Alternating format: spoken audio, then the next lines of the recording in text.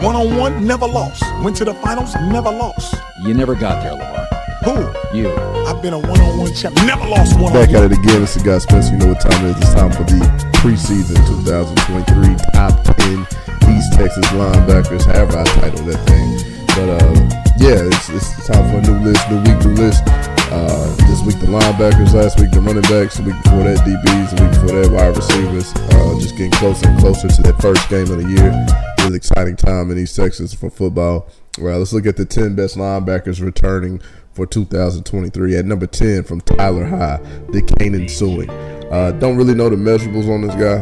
And to be honest with you, he's an old school type linebacker. When you look at him play, it kind of reminds you like Dexter Coakley or somebody like an old school 2000s type linebacker. He's a football player, man. He's a guy that's, it ain't always the prettiest. I don't think, I don't know what he is athletically. I don't know if he's going to go to a combine and set it on fire. But he's a guy that can play football. He can tackle the football. He can get to it. He can defeat blocks. He can throw guys off of him and go make plays. And I was really impressed with his sophomore tape. Almost made the list. I think he graded out as an 87 or 86 last year. So excited to see what the Kanan Suing can do in 2023. At number 9, Jackson Styles, the inside linebacker / tight end / H-back / outside linebacker / DN for Athens. This guy lines up all over the place and he can get it done. Just an athletic dude, a guy that plays extremely hard. Good body there in the middle of your defense. He's about 6'1", 215, 220ish. Can run a little bit. Can make a lot of different plays, and is also not only is he an asset on defense, he's also an asset on offense for Athens as well. So expecting big things from Jackson Styles here in 2023. And number 8 is my dog Chop. Chase Smith comes in at number 8, and that just kind of lets you know what type of level of how many linebackers can really play, because Chase Smith is a ball player. A D1 offers. He's a guy that's going to play on the next level and play big. Chase is one of those guys that he can do it all. He's played safety as a sophomore.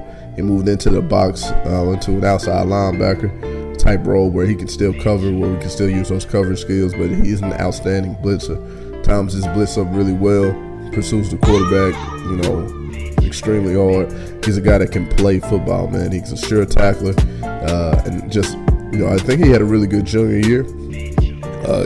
There's some, when you watch every game, you notice the moments or whatever, but you look at Chase's tape, there's nothing that this guy can't do. And, the only limitation is probably, like his body and his height or something like that. But other than that, this dude's a football player, and I'd expect him to be on the top 100 this year. Now, number 7, a guy who did make the top 100 last year, Aaron Bell from Gilmer. Big old dude, man. He's about maybe 6'1"ish, 245 pounds. Big dude, big legs, a savvy player, can catch the football, intercept the football, big hits, big tackles. You can tell he's an emotional firecracker. He brings something to him when he's out there on the field. And he's a good football player and a good person to start your defense off and build outside of around Aaron Bell. So not only is he the inside backer, but he's also the H-back, fullback guy for Gilmer, and he's probably going to be used a lot in that role here in 2023. At number 6, Jake Curbo, a guy who did not make the list last year, but a guy who did make it his sophomore year. Curbo graded out, I think, like at an 87 or 88 last year. Just quite didn't make the cut, but Curbo's technically wise, he's a technician. He's a guy that has plays with really good technique. He is a nasty defender. He's going to defeat blocks. He plays extremely hard.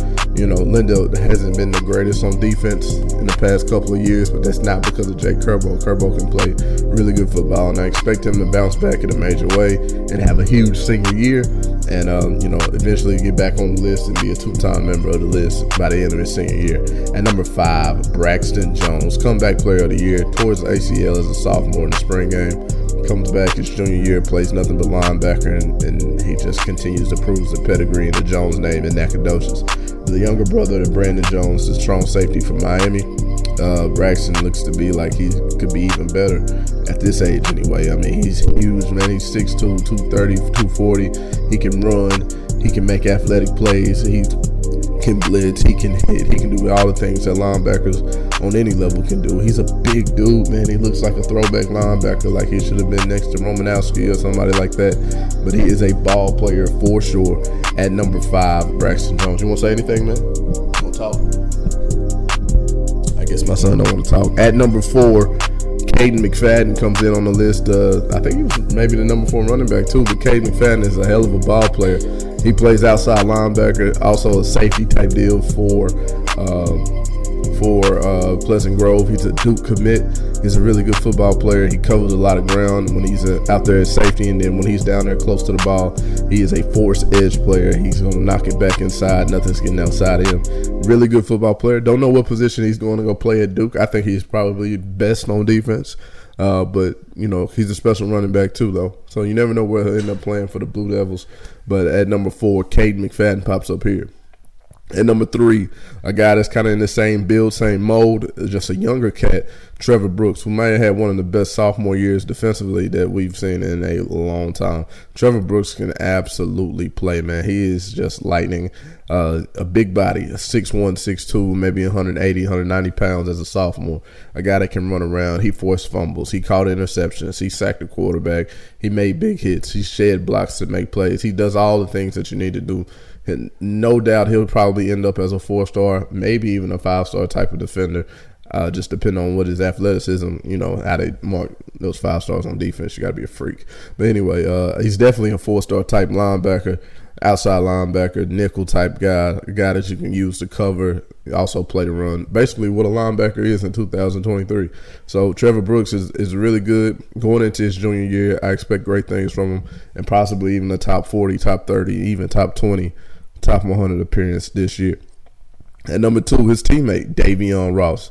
Davion Ross is a really good football player. Didn't know how good and how athletic he was until he stepped out there on that track. You know, you can never tell with a linebacker just how fast they really are, because you can run like a 5'1" and be a good linebacker.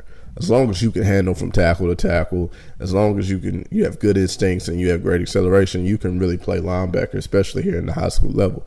But to see Davion Ross go out there and run 10.6, 10.7 in the 100-meter dash, be the sprinter of the year in their district at such a huge size, at 6'1", 6'2", 220 pounds, this dude is a flat-out freak.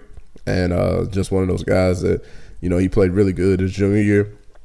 And with that experience and coming back with that confidence off of the track, I expect huge things from his senior year as well. And the number 1 linebacker, who was the preseason number 1 linebacker last year, is Ty Anthony Smith. Ty Anthony Smith is he's just different, man. He's everything I said about Davion Ross, but he's a slimmer safety. You know, if he was middle 2000, he looks like Roy Williams. You know what I mean? He's a slim build, but he's got muscles on him. He can run fast, man. He can do it all. He just looks different. He hits different. He blitzes different. He runs different. It all just looks different. He's different. And Texas A&M commit. It's obviously, and for good reasons, why this guy is headed to, you know, the SEC to play big-time football, potentially an NFL player. He just moves different. The guy is different. So that is the top. Those are your top 10 East Texas linebackers coming back for the 2023 season. Next week, we can talk about those trenches. We get in there with the O-line. And the week after that will be D-line. And then our last week will be for those quarterbacks. But yeah, so those are your top 10 East Texas linebackers coming back for 2023.